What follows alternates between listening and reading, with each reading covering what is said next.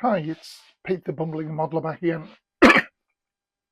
So this is my third attempt at recording this. I wasn't happy with the other two, so this has gone a little bit further than I would have liked before I show you anything, but I was just talking absolute bilge on the other videos, couldn't get my head around it, so wasn't happy putting them out, so I'll try this one last time. So the engine block in its entirety is put together. I've made this little stand for it because the paints are quite soft and I don't want to scratch them, and it'll be a while before it sits in the frame. It doesn't quite fit, but it fits enough to hold it. All the little bolt heads have gone in.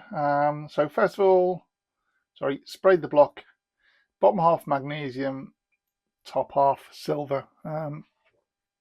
That's using Alclad paints, and I think these are now Alclad. I believe in the UK it's all done by Ammo, and it's A stand rather than Alclad, but I'm not 100% sure. But it sprays the same, looks the same, it's got the same colours, so I'm assuming they are the same paint, and you can't seem to get Alclad anymore. So cylinders were done in the dull aluminium, the crankcases were done in the magnesium. I put a bit of this pale burnt metal, which is a sort of goldy colour, over the clutch just to make it stand out a bit. Clutch case was sprayed in steel, which is that, just to give these slightly different tonal variations, so it's nothing major. And you can't really see it, I was suspecting the video, but there is a distinct difference between the crankcases and the cylinders as there is a normal bike. Gluing them all together, I had to make sure, where is it? Somewhere on my bench here, this little fella. There's like this little water pipe that goes between the two cylinders, so they're a bit loose and wobbly. It's upside down, but you get the idea. So I just held them roughly in place by hand while I glued it. Let's see if we can get that looking a bit better so you can actually see the flipping thing. That's I should put a head magnifier on. Sorry. Get new glasses and you get all confident. So just when you glue it together, just make sure that's all in place so they line up, because those flanges have to fit flat on the cylinder heads. So to get any twist out of it, I just did that as the cylinders went on because they're quite a loose fit, but that wasn't anything major, and that can go back in the box so we don't lose that, and we'll need that later on when the engines are in the frame. All the bolt heads have gone on. I'll get this out of the way as well so it doesn't get damaged. So that was just a case. I used a really watery super glue. You can also use a watery PVA, but it's just a case of sliding them into place, lift them up a bit, put a bit of that concoction around the bolt shaft and pushing back down again. So the head bolts are on. I've gone around these little rotary disc covers and put little bolts there on the end of the magneto, all around this crankcase and around here. So it was just a fiddly job of drilling a hole and shoving it in. There's nothing that fancy about it. It's not hard, it's just laborious. And I did manage to break a couple of drill bits, which is standard for this sort of thing. So that was that done. The only thing that was pretty non-standard is, it's not that one, I'll show you. This stuff that we sprayed the cylinders with, and I did the same on the crankcase with the magnesium, you can't brush paint it because it's too thin and watery. If you have a look, it's got to be sprayed. But on areas, particularly around the cylinder head here where the bolts are, and I think I saw a shiny bit then, there's a little shiny bit there, you can't pick it up. Where the super glue or the PVA, depending on what you use, goes on, you get a little bit of a gloss area. Now you can't use a matte varnish on that, because if you put a matte varnish on a metallic paint, it just kills it. So I've been getting the unbrushed paintable paints, fine brush, just dip it until you get a bit on your brush there, and just where you've got a shiny bit, like there's a bit there I could just see, you just brush that on. And it is so thin, makes you cough, sorry. It is so thin you won't actually get any paint coverage, but what it does do is acts as a little bit of a varnish and reduces that shine to the same sheen that you got with the metallic paints. So I'll wash it out in a second. Actually, you shouldn't wash brushes out like this, it's a bit cheaty, but if you just dip it in that, when you got a lacquer one, if you just dip it in your extra thin, it whips it right off. So I've gone over that where I've got shiny bits, and it's brought back that to an even sheen all over, so you can't see the glossy bits of glue that are on there. So that's solved that problem. So that really now needs to sit on the back burner until we're ready to put that inside the frame. Talking of frames, there's this bit we talked about before, this contraption here, which appears, I'll try and get some photos of what I'm talking about, the full-size bike on the screen. But this is a monoshock bike with a single shock in the middle here, and that's the gas reservoir to alter the, I think it's the rebound rate, but it's a little gas reservoir, so you can alter the performance of the shock absorber. Now it's an aluminium cylinder anyway, so I had my lathe out, so I've turned a little piece of aluminium that'll fit in there. And again, on the real bike, it's not sophisticated. It's just held on there with some hose clamps or Jubilee clips. So I'll cut that off. We can paint the frame, then tack that in place with super glue and wrap a bit of tape around it to simulate a Jubilee clip. And that, because it is just a pure aluminium cylinder, that will look more realistic than painting that aluminium. And it saves a lot of fiddly masking. So, I mean, I used a lathe. You could get a bit of that aluminium bar stock and put it in a drill chuck and file it down to the size you want, which it's not really necessary, but I'm not a massive fan of masking. It just simplifies things and it'll make that look a little bit more realistic. There will be a bolt in the end of that with a bit of hose coming out like a banjo union that'll run to the shock absorber, so you'll see a bit of tube coming out of it. I will be doing the same with the coils on either side as well. They seem to be, on some bikes are a plasticky yellow colour and some bikes are an aluminium. So I'll just do them aluminium. So it's just getting a bit of that 3mm rod bore, cutting it to length and drilling a couple of holes in the end for the coil, for the HT leads to come out of. So it's not that we couldn't paint those up to look nice. Just why muck about with a lot of masking when you're going to paint this gloss black. You can just do it, and that's quite exposed part of the frame. The tank sits above that, so you want that nice and shiny, so you don't want anything in the way there or any paint spills, so it's an easier way to deal with that.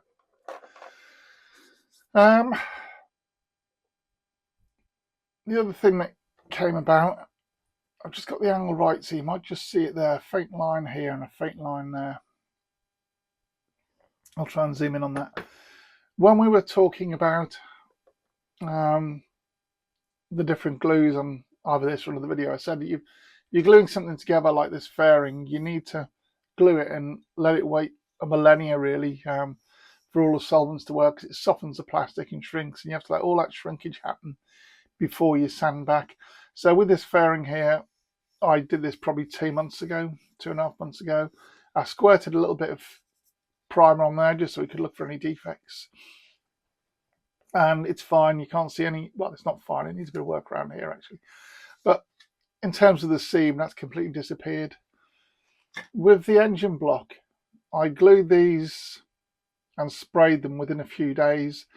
And we have got this ghost seam coming back here where the solvent's gradually worn off and it shrunk, and what was a perfectly smooth finish when we did it, and we primed it so there's no marks on it, is now this line.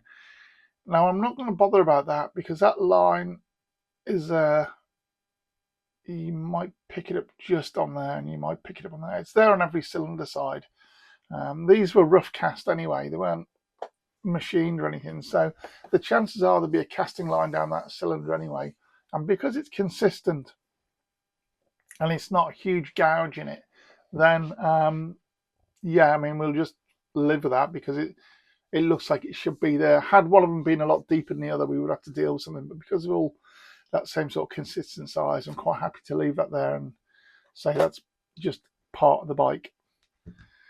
So that's what we've done to catch you up. Oh no, it's not. What the other thing we've done is given this a panel line wash to actuate some of the colour. So for this one being on an aluminium, I quite like a black, so I've used this Tamiya panel line accentuator.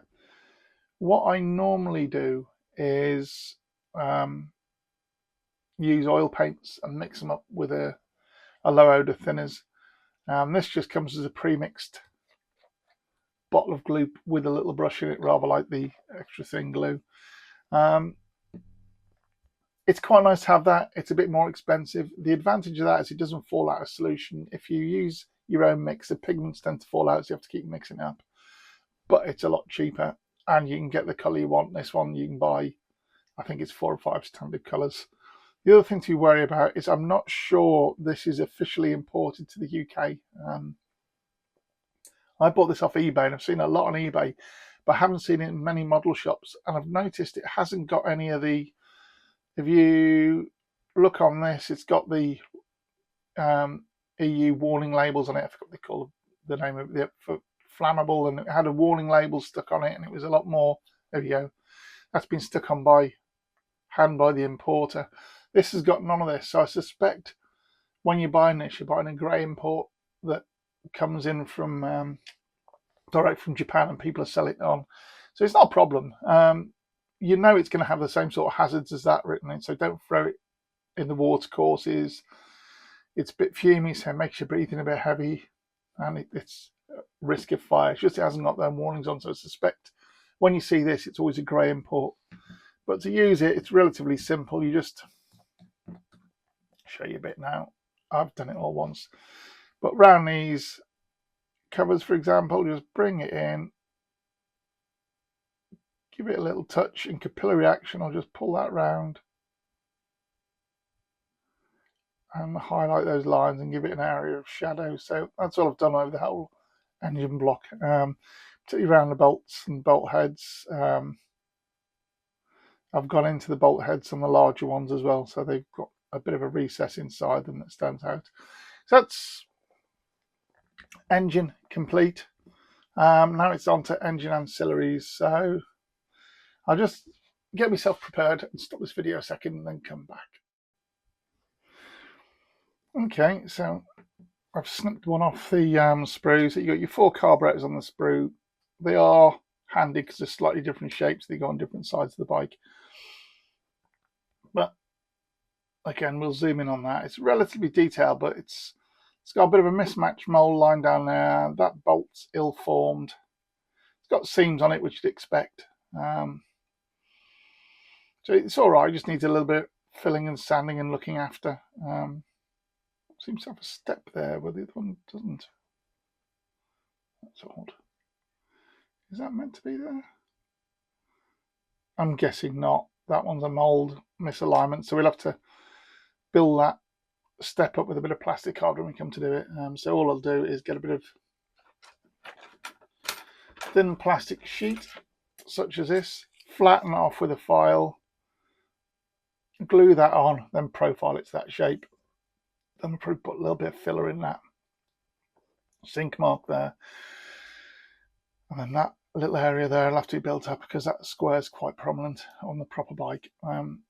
Somewhere up here, hopefully there'll be a picture of the carbs on a bike. They're all slightly different. I can't find 2 bikes that've got the same setup, so it's a bit, I'm just picking one type and detailing it to that. But what we've had to do is the carb comes with a little bell mouth there to smooth the airflow in. So that's painted like a yellowy, whitey yellow fiberglass colour. This little doohickey here is meant to represent the slide inside it, so when it's on, you see a semi-round thing. And the caps here are painted the same yellowy fiberglass colour as the bell mouths. So I've done a few things. I've done it on one just to see if I could. So there's a bit of wire running through at the moment, which makes it tricky. I've drilled out that bolt hole in the bottom so I can put one of our flange screws in there. I think it's a drain for the float bowls. So yeah, we'll just put that in because it looks neater. And this one is flat across the bottom, which is what we'd expect to see. But what else have I done? Oh yes, I've made a, where's my tweezers?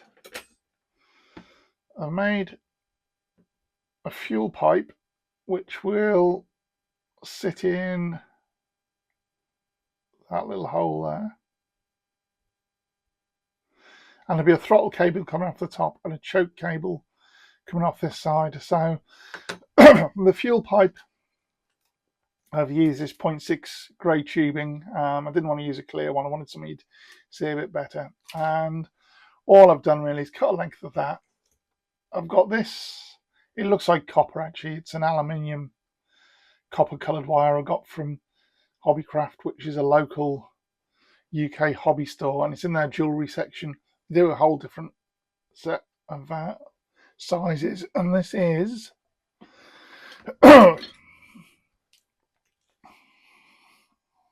what is it?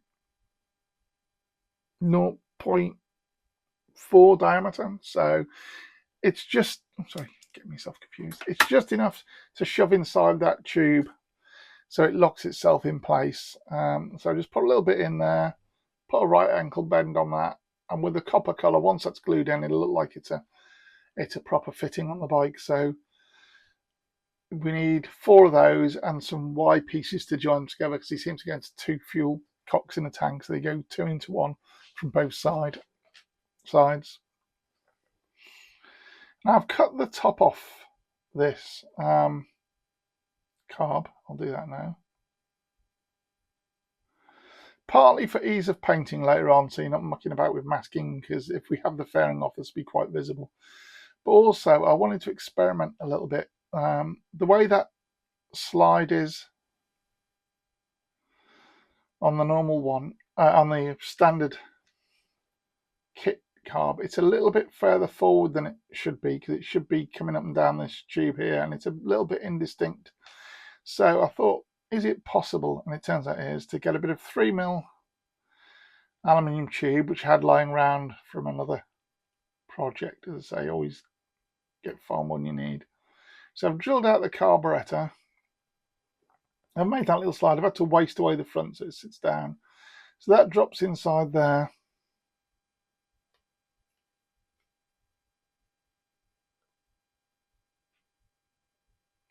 I have to give a bit of a twist to get it right, actually, but it's not meant to seal the bottom totally. I always meant to a bit of airflow through that.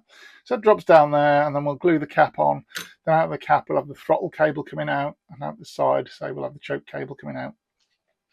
So cutting that off, it's a bit creased because it's so thin. I've got some Tamiya razor saws, and they come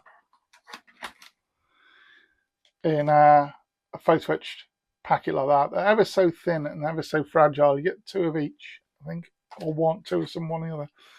And all I was doing, I'll try and do this a little bit on camera, but I'll do the rest off, is lining up with that flanger and ever so slowly cutting around, making sure you keep it square. But I was rotating, so it doesn't matter then if you have a bit of a dip somewhere, you've still got a flat surface to go to. So, and you didn't have to go all the way through. It's only about halfway on each, obviously. Boom. So it's just slowly going round. You can see it there, but these are so bendy and flexible. You just take your time. So I'll finish that off camera and then show you how I set about drilling the holes. And it worked on the first one. I'll do it on camera and it won't work, and I've got 4 to do. If these all go horribly wrong, the bike will have a fairing on, and because 2 of them you can't see. If it all goes right, I might leave the fairing to one side and do the bike so you see all the engine detail. But I say it was just a case of slowly working your way around the carb, a few strokes at a time, until you can get the top to ping off. So I'll just do that off camera, so I'm getting close, and then I'll be back with you.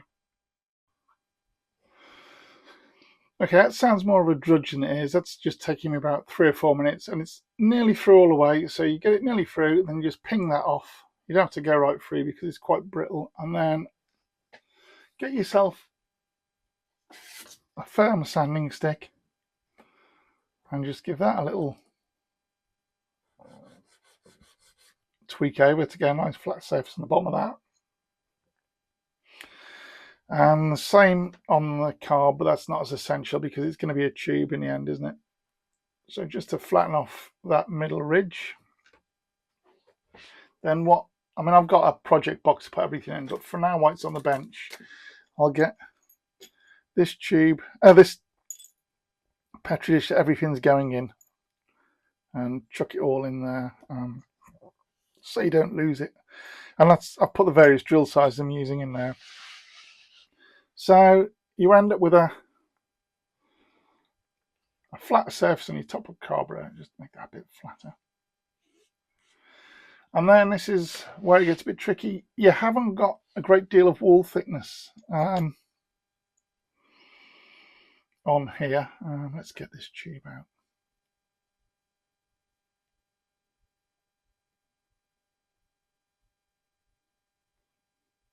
Will it ever come out? Oh, I got that stuck in for life. There we go. So it's quite a thin wall thickness, so you have to estimate the center of that and start drilling out with progressively larger drills. Now, if you notice it's going off center, you try and get the biggest radius at the front, because you can always slit that tube and make it a smaller diameter. You're only ever going to see that front face through that hole, so that's all you're worried about. So providing you've got a reasonable wall thickness at the front, you can blag the rest of it and maybe use a slightly smaller drill. So I think the last time I drilled this first, can't remember now, but I don't think it matters too much. So it was just a case of getting, where is it? Have I left it lying on my bench? Oh, there it is, sorry. Getting a pin in my old craft knife vise, finding what you think is a centre and making a little dent. And it is just by eye because this isn't perfectly round either. So it's just a case of just jiggling until you get it. I think we're probably somewhere in the middle of those two. So I'm going to say that, oh no, it's way off. I'm going to do this off camera, sorry. So I'm getting... Okay, so you roughly get your sense with the pin, which I've done. You get a smallish drill, which you can use as a pilot to go right through this. And just, I did that on the center I was doing, but I'm not going right through yet. I'm using that to center up a slightly larger drill. And I'm doing that because it's easier to see with a larger one, whether you're close to or miles off the center line. If we're miles off, we'll have issues, but that's, I'll just go off camera a little bit. That's looking like it's a little bit too far that way, but whether it's enough we can bring it back or not, I don't know.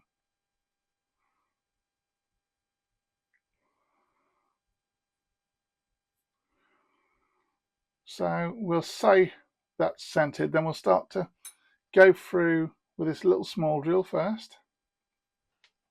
I'll just get a bit more in the chuck. And it is a time-consuming process, but I think the effects will probably be worth it. Had it been a conventional engine with the carburetors at the back here, oh, sorry, you're off camera, with the carburetors at the back, like on the Yamaha YZs, I wouldn't bother because you'd never see this. It's because the carburetors are sitting on the side of the engine block and they're really, really visible.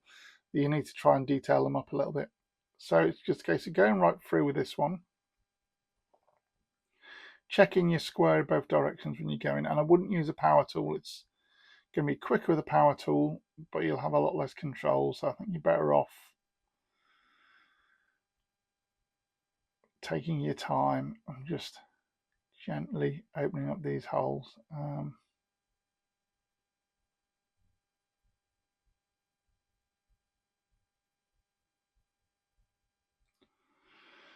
So I've piloted with that one, and then I've got a series of drills. I'm going to step up in sizes, so I'll do that up to the point where we're going to drill out the largest size off camera. So we'll be back in a minute. Okay, and we're back, and I've had to move my phone because it's switched off, so I'm probably changed position. So I've stepped it up till I've got no, this is the largest drill here. It's about 3 or 4 sizes to get there. When you're doing it, you'll see this tube, it's quite thin and flexible, and you'll see it wobbling around. What you're looking for is any white scarring, and if you get a white scarring, it means you're stretching the plastic, so just stop.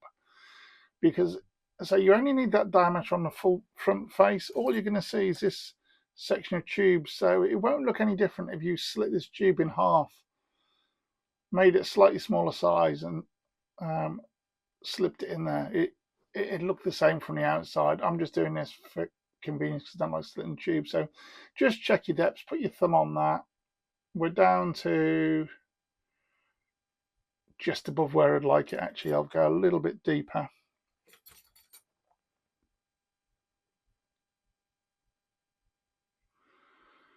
Just to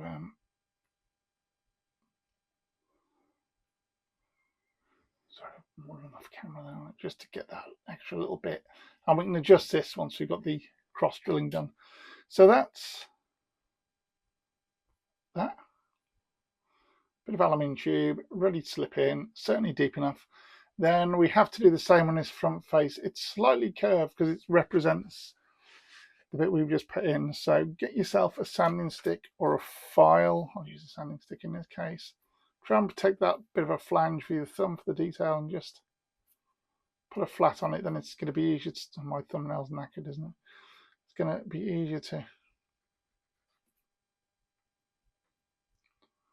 start your drilling. Normally I protect that with my thumbnail, but my thumb got crushed a while ago. I've got a nail growing back, so I haven't actually got a thumbnail at the bit where it's the most useful. So we're going to put a little flat on that. I might as well do this down here and zoom in. I keep forgetting I've got a zoom on this. Then again, visually get your center. On this, you can see a seam running down here, so you can use that as a center in that way. And the height isn't that essential on this one. Maybe a little bit off. And again, once you've got that, start with your pilot drill. You won't need to use a larger drill to check that center, because this one, oops, I didn't turn that punch. This one doesn't really matter. This is just a case of getting a hole in there roughly right, because the you're going to center it on the little bell mouth that's going on the carb anyway. So just a bit more drill out this time, and just gently. It will snag when it breaks through into the other one, or hopefully if it breaks through into the other one. Right, so we're through into the cross-drilled hole from that tube, and then we just gradually step up the drill sizes till the whole of this raised area disappears. So I'll step up in a couple and come back for the final bit. Okay, so that's cross-drilling. So the Venturi body's done. Our little aluminium slider fits in there, and we get a proper metal slide in the carburetor, and it all looks a little bit neater. Now, if you know you're only going to display your bike from one side, that could be done. You don't need to do the other side if you're never going to see it. It's going to be against a shelf. I'm slightly careless with paint finishes, so I won't know which side I'm going to show this till I've finished. The one with the fingerprint's going to be against the wall, so I'll end up doing 4 carbs. So what I'll do is I'll get all these done, get them painted up, and show you the finished product. So when the video comes out, you'll see these in a box ready to go on the bike. So okay, so we're back again. For you it's been seconds, for me it's been a couple of days, but we've got the carburetors finished. I've looked back at the previous footage and it does go out of focus quite a lot where I'm lifting things up and down, so I think I have to learn to work on the bench and zoom in. But what we've got is 4 carburetors. They, as I say, they are handed. So I've cut off the sprue tabs. So it's 23 and 22, if that means anything, 21. And just put that in with the carbs so we don't get them mixed up. You can't put the carbs on until the engine's in the frame in theory, so they will stay in those little tubs until such times as we need it. This one I've finished in its entirety with the cables on. I won't put the cables on the other ones because it does push them away slightly when the glue's set in, so it makes it a bit more I'm going to have to cough sort out, makes it more cumbersome. So what we've done, we've painted these bell mouths and this carb top in that sort of fiberglassy yellow colour. We've got the little aluminium slider inside the carburetor, fuel pipe coming out on a bit of angled aluminium rod, which I say will make a Y piece, copper, so we can solder it together here and on the other one, so that you end up with a little Y, and that goes to a single fuel cock in the tank.